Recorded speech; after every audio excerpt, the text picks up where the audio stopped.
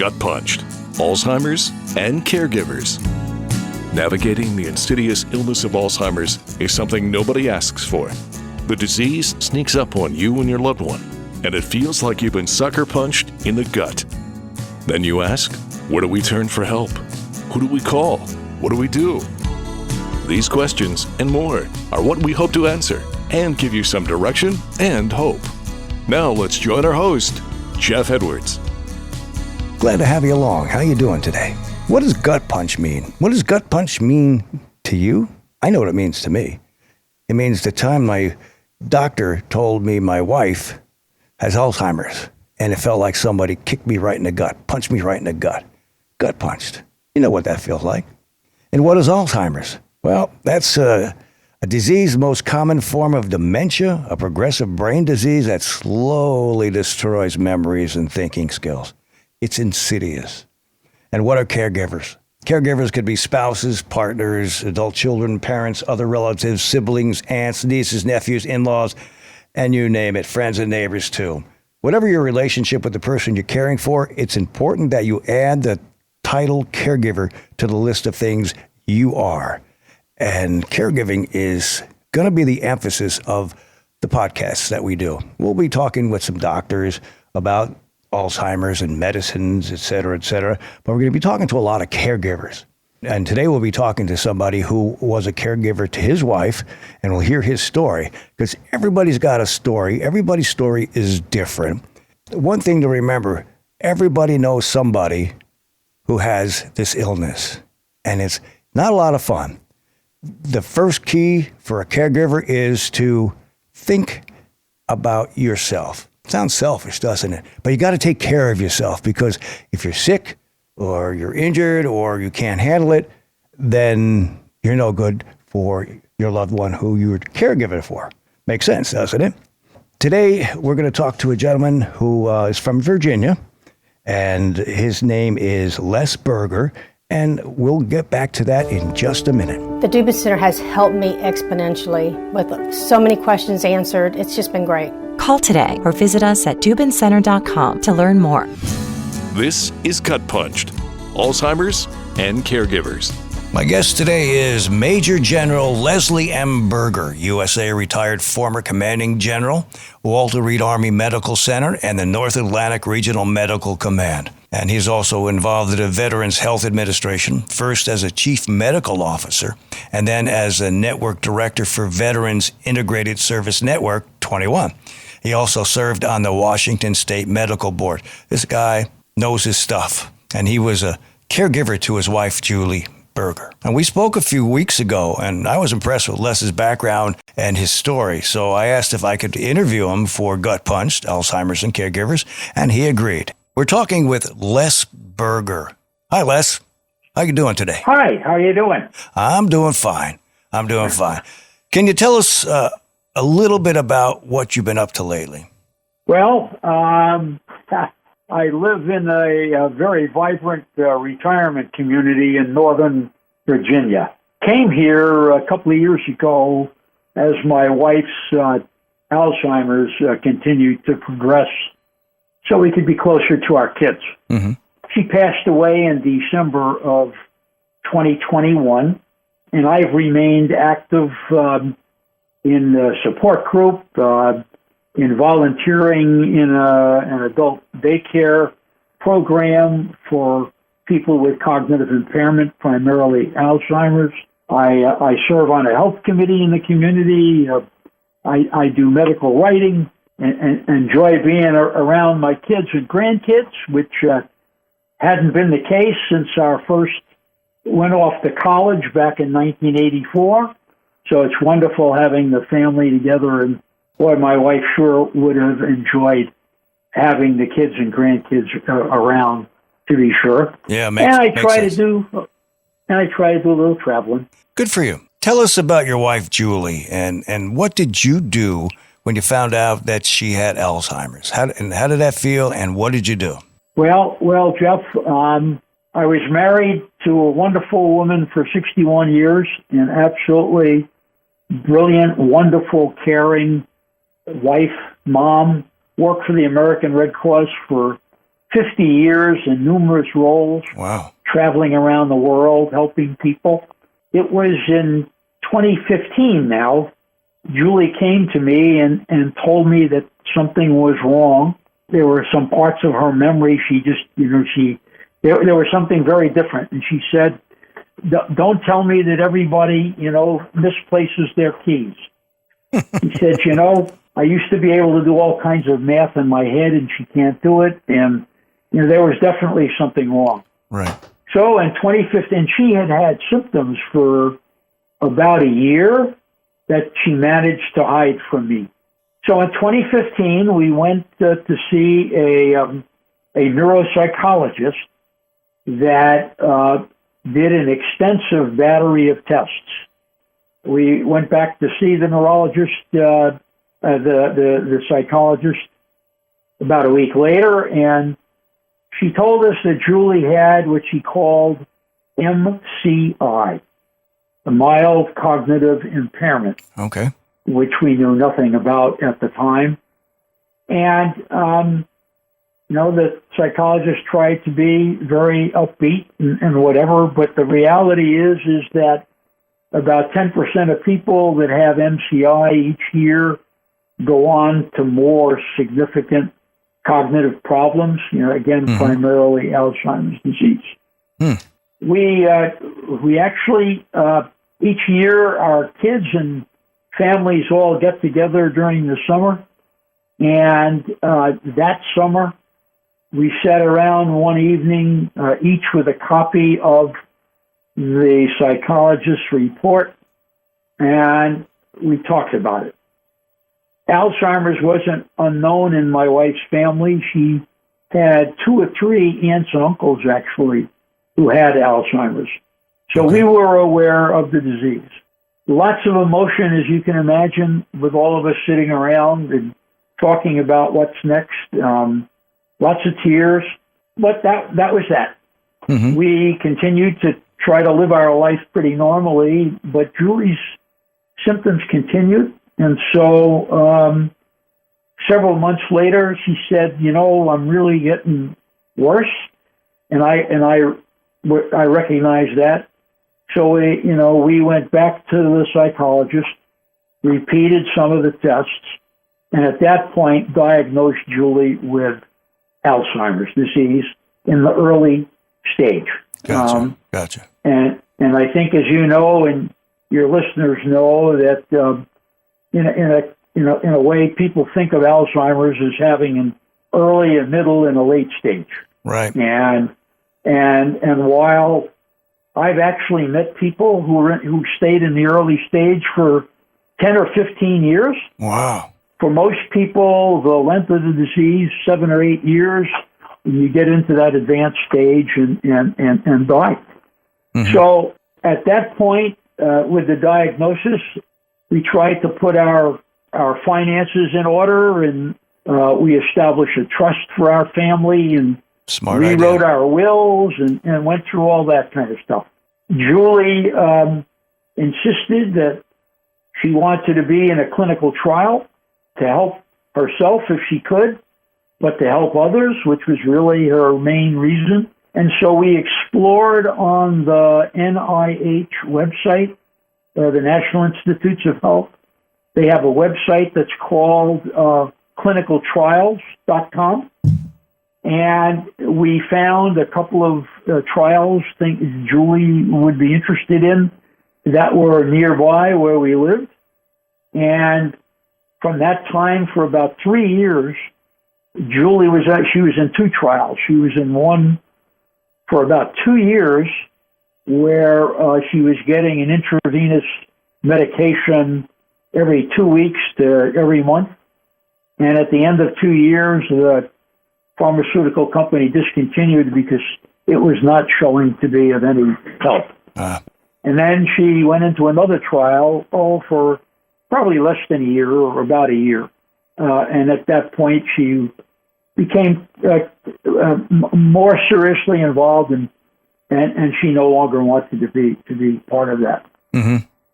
So, early on, we went right to the Alzheimer's Association Okay. They have a wonderful website, and they really are a wonderful organization that have all kinds of resources. They have a 24-hour hotline that I've used.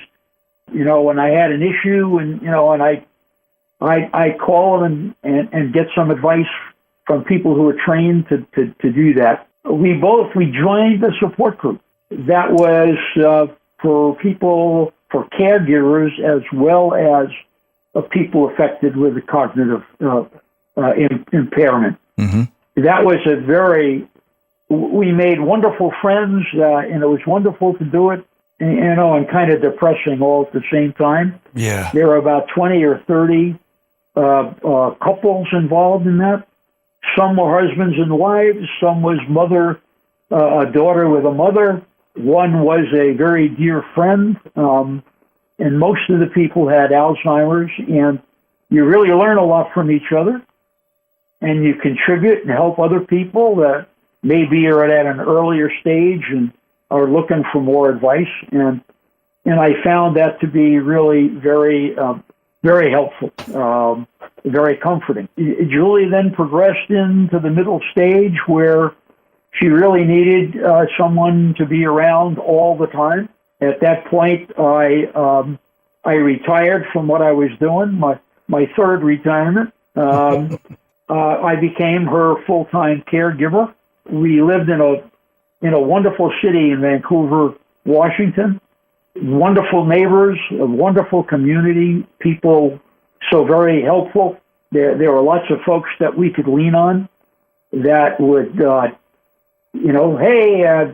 why don't you bring Julie over and we'll have coffee and I'm going to go shopping and Julie can go with me and, all those kind of things. Right. Which gave me a respite, which was really, really good, Jeff. If there's nothing else I would say to people that are listening, and something that I do a lot now is talking to people who are caregivers. No matter how you think you're getting the care that you need to take care of yourself, you're not. You really need to figure out a way of taking care of yourself. Definitely. That's what they told me. Take care of yourself first, and then you can take care of your loved one. That's right. I mean, if your health fails, you're not any good to anybody else. But it's such a terrible disease. It is so wearing on the people who are the caregivers. Julie and I early on, and with friends, we would laugh and cry together. But when someone asks you the same question 10 times in 5 minutes, mm-hmm. It is really, really hard for most of us to just stay cool through all that. Right. Right. And so you really need to learn how to do that. And, you need to go to the gym or take a walk or, when someone would look after Julie, I would go, I'd go get some lunch at Panera's or someplace like that. And I'd go drive by the Columbia River and I just parked and watched the river and the birds and the people walking by, and I'd eat my sandwich and, I would just chill out. And that really is just so important for people. Is that the advice you would give to a caregiver who's just starting the journey, or is there anything more specific? Well, that would be a really important piece of advice, and that is you really need to figure out how to take care of yourself. A second thing that I had mentioned is there are support groups everywhere. Reach out to a support group. It becomes an extended family for you, and it's really there with all kinds of advice. As you probably know, Jeff, oftentimes people with Alzheimer's, their personal hygiene fails. Yeah. Whether it's not wanting to brush their teeth or take a shower mm-hmm. or whatever. Mm-hmm. And we would talk about that in the support group. There was one guy who said, is there a problem when I go take a shower? I just take my wife in the shower with me. Good idea. She seems to, and she said, he said that she seems to tolerate that, Yeah. Someone else talked about, just have them sit in the shower and just take off their shoes and socks and and use the water on their feet to begin with and whatever. I mean, you just pick up all these little points from people, So support group, I think, is very important. And the third thing I would say, again, I mentioned, is the Alzheimer's Association. They have chapters in every state. I found the one in Washington State and in Oregon were extremely helpful. They had programs for people. They had a choir. They had art programs. They took people on walks. They went to the museum. They went to the park. So that really was a wonderful thing to do. I did a lot of reading as well, and since we talked, I've actually given my books to other people, but there have been people with early Alzheimer's who've written books. There have been family members. There have been scientists, and so that reading also gave me a lot of insight and provided a lot of support for me. So I knew what I was looking forward to, and what was coming up and all that. Right. So reading would be another thing, and I guess one other thing I would mention would be I was blessed to have a very close friend when I lived in Vancouver, and as Julie's disease progressed, and I had someone come to the house to provide care for Julie for like 3 to 4 hours, so I could get out of the house and go shopping or do whatever I needed to do. This fella and I we'd go out to lunch together, and it was just wonderful. It was like I used to say, I'm getting a lot of couch time from you. We would go out to lunch and we'd be gone for a couple hours, and we'd come back home and we'd pull into my driveway, and Jeff, we'd sit there and we'd talk for another hour. Yeah. That's really good. You need that. Yeah, you need to be able to vent. Right. So whether it's a friend, a family member, your chaplain. I mean, whoever it is really just something that also helps. So those, I think, are the things that I would really suggest that people do, and certainly get their life in order from a legal perspective.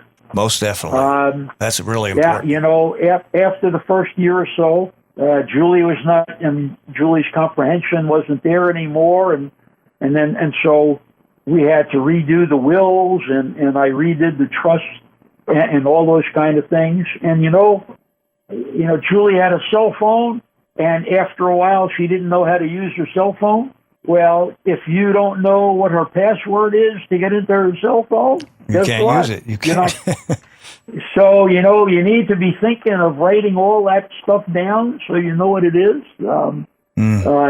Whether it's any kind of checking accounts or saving accounts or investment things or cell phone passwords or password for the computer, all that stuff. So trying to put all that stuff together, too, was really, really very important. It is, and it takes time, and you've got to kind of plan for that, and based on a stage, and it's like hurry up and do it as time, because you don't know the time progression of the disease and how long it's going to take. Yeah, absolutely. And so in the retirement community where I live, several of us put together kind of a trifold that we name it's important papers document, and there are literally 26 things we have listed on there.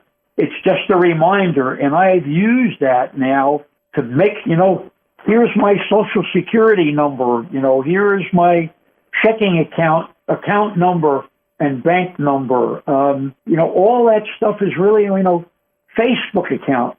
How do you close a Facebook account, and on and on. So that's really something very important. Yeah, it is. It is. And I've done a lot of that stuff in my case.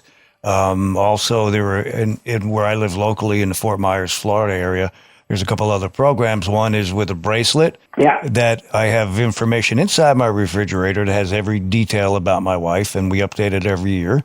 And also there is tied in with the Sheriff's Department in Lee County, Florida. They have, and I can't remember what it is off the top of my head, but anyway, they take a scent and you send it to this place. It was tied in with United Health, I believe, United Health, or something like that. And they, so if she ever gets lost or is misplaced or whatever be the story, they can give it to a dog with the scent, and the dog will find the lost loved one. So there's a lot of things you have to do. You know, I'm not at that stage yet, but I know people who have that, and I've heard stories. Some that were funny and some that were sad about you know, people running away, and you go, oh, didn't think about that one. Yeah, absolutely. Let me mention that. You know, early on, Julie didn't wander. Mm-hmm. As she got into that middle phase of the disease, she did. Mm-hmm. And you know, it took me a while, you know, to realize that. You know, until I came to the realization that I really couldn't leave Julie by herself. I'd leave her for an hour, and I'd run to the gym, for example. Mm-hmm. And one day I did that, and I get a call from a neighbor. She was driving her car, and Julie was way out on a main street. Ooh. Thank goodness it was in the summertime, and so the weather was reasonable and whatever. But she pulled over and, you know, hi, Julie, where are you going? And Julie said, oh, I'm going to the dollar store or something like that. And this neighbor was so sweet. She said, well, isn't that neat? I'm going there, too. Why don't you get in the car and I'll take you there? Wow, and so Julie got in the car with her, and they went to the dollar store, and then they came home and whatever, and I was there, and that happened, you know, a couple of times, you know, for me. And one of my granddaughters said, you know, Grandpa, you can put a little pediatric lock on the inside of the door that Grandma won't be able to open, but you can open the door from the outside. So it's still safe. And son of a gun, if you go onto Amazon and you ask for pediatric locks or something like that, this is a simple little plastic thing that you Velcro right by the door handle, and it sets up against the handle, so you can't pull the handle down unless you depress a button. Okay. If that makes any sense. Yeah, it does. And so for $11 I bought that, and I was able to put it, you know, in our house, in our apartment here in the retirement community, because when we went to bed at night, sometimes Julie would get up and, you know, I'm sleeping dead to the world, and Julie would get up and she couldn't wander. She couldn't get out of the house. So that's something else, you know, to do. Well, Les, you've provided a ton of information from your personal experience, and that's one of the things that we're looking to do with this podcast, is be able to provide information, resources, experiences, you know, the good, the bad. It's just something that people who are just starting into this illness with somebody, whoever, wife, father, grandfather, grandmother, that they have no place to go. They don't know what to do. And that's kind of what we want to do. And you have firsthand experience. Plus, you're still involved in helping with caregivers. And God bless you for that. Because there's so many people that need it. Yes, very definitely. Yeah, do you have time for me to tell one more story? Sure, go ahead. Well, you know, the issue of driving, I think, is a very important one, Jeff, as well. Most of us, you know, even without a cognitive impairment, we get older and maybe we can't get our leg up from the brake to the, you know, from the gas to the brake. Yep. Yet we insist on driving and whatever. And I've met people who have early Alzheimer's and literally came home one day, put the keys down on the counter and said, I'm not going to drive anymore. And then there are people who tell you that they're perfectly fine driving. Yeah. I'm not sure that I have answers to all that, but it's something that people just really need to be aware of. It's not only the physical issue of not knowing how to turn and where to turn, But what we don't recognize is that our loved ones wind up, what's the yellow light mean? What's the red sign, that's on the corner? They really, people with Alzheimer's forget those things. You are not aware of it, and you're just concerned about physically this person knows how to drive. And so you really need to monitor that pretty carefully. Our neurologist, without my at all asking, she told Julie that my wife that she shouldn't drive anymore, which really made my wife angry. Julie loved this lady physician until she said that, and then she told me she doesn't want to go back and see her anymore. But anyway, the physician, filled out a form that I could give to the licensing bureau, and they would then call the person to take a driver's test. Oh, interesting. And I believe most states have that, and you probably, when living in Washington State, you can go online to the licensing bureau, and there's a form that you could fill out. You put your name and your spouse and whatever, and just simply say, I don't think my wife should be driving. She has Alzheimer's disease, and they will, or have the option of calling and saying that person needs to come in for a driver's test. Yeah, that's a good idea. Fortunately for me, when the doctor told my wife, and one of the first things he said is no more driving. And so she adhered to that. Now, I will occasionally, off the record, have her do something for me. If I, had a medical procedure, I'll have her drive me to the end of the parking lot or whatever. But But for the most part, she's better off without. And our area is growing and developing so much. I like, where am I? Everything's changed. She has no clue. So if you can stop them from driving, that's probably the smartest thing to do for everybody. Yeah. And good for her for doing that. People's personality change with this disease as well. And, some people remain smiley and very agreeable, and some people become a little more irritable and more difficult and whatever. But it's one of those things, and hopefully you can get through it the best you can, and all you can do is what you can do. Look for help and resources, and it just depends on the stage. And I'm aware of it, and I hope other people will see it. And take some advice from somebody like yourself who's been through it and still involved in the caregiving thing, because there are so many resources, but most people don't know. And that's kind of what we want. That's what we want to do. We want to help. I'm not a doctor. I don't play one on the radio or TV or whatever, but I just want to be able to pass that information along to make it easier, because I remember what it was like to start. Another issue that came up, we have 3 sons. Mm-hmm. They're all in their 50s. They're all very wonderful, caring people. And I had this conversation with them about, there is a genetic marker that may be of some help. And, do you want to know if you may be developing Alzheimer's? Would that change your life any and whatever? And, you're all adults. You need to decide, you will do what you will do, but it might change what you do with the rest of your life.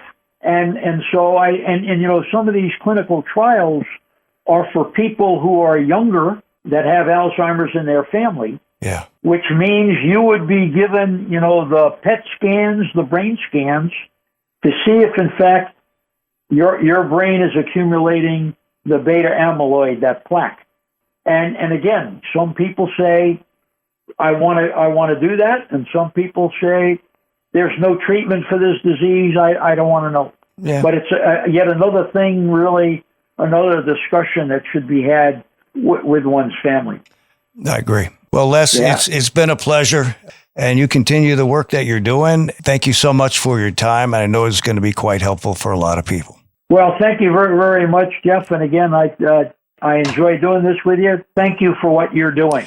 We'd like to thank Les Berger for sharing his story with us. And as we've mentioned before, every story is a bit different, but each have some common issues and information that can be shared and passed along to others. And that's our goal on Gut Punched, to share information and resources to those starting or in the early stages of caregiving. Be back in a jiff. We've invented cars that drive themselves and 3D printers that build prosthetic arms and legs. We've successfully transplanted hearts and lungs. Now it's time to end Alzheimer's. Alzheimer's is on track to cost the nation nearly $1 trillion by 2050. We can either be known for having the most expensive disease in history or for putting an end to it. Ask Congress to join the fight at alz.org/time-to-end-ALZ. This is Gut Punched, Alzheimer's and Caregivers. Well, before we go, I'd like to call to attention some telephone numbers you might want to write down. Elder Care Locator, which is 800-677-1116, or you can use the Elder Care Locator online tool, where you can search for services by zip code, city, or state. And you can ask friends, family, and neighbors about their experiences. Another link will be to the Dubin Center, which is dubincenter.com. The Alzheimer's Disease Dementia is dementiasociety.org, or you could find your local Alzheimer's Association with alz.org/local resources/find your local chapter. For moms, placeformom.com. If you didn't get those, you can go to our website, which is gutpunch.com. We'll have them posted there.